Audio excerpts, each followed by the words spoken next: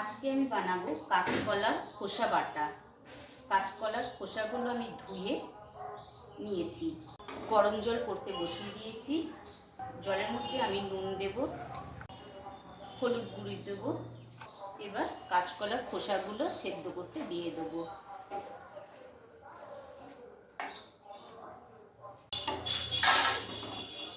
দশ মিনিটের জন্য ঢাকা দিয়ে দিলাম।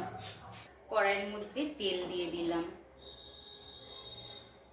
এবার দিয়ে দেবো কালো জিরে। এখানে কাঁচকলার ছিলকাটা নুন হলুদ দিয়ে সেদ্ধ করে রেখেছিলাম আর বেটে নিয়েছি মিক্সিতে কাঁচা লঙ্কা আর আদা দিয়ে। এবার এটা আমি দিয়ে দিলাম।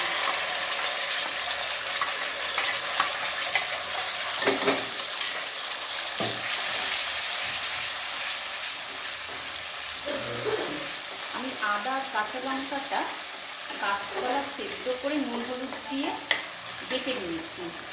কেউ যদি চায় গোটা কাঁচা লঙ্কা দিতে পারে।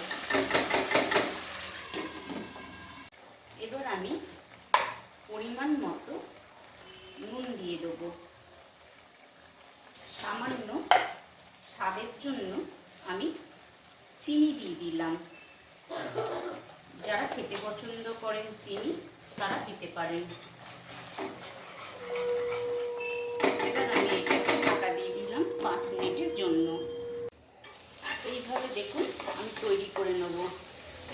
এই যে ভালোভাবে শুকনো হয়ে গেছে। এবার আমি নামিয়ে নেব। তৈরি হয়ে গেছে আমার কাঁচকলার ছিলকা বাটা। এবার থেকে কাঁচকলার ছিলকা ফেলবেন না, এইভাবে রান্না করবেন, খেতে খুব সুস্বাদু লাগে।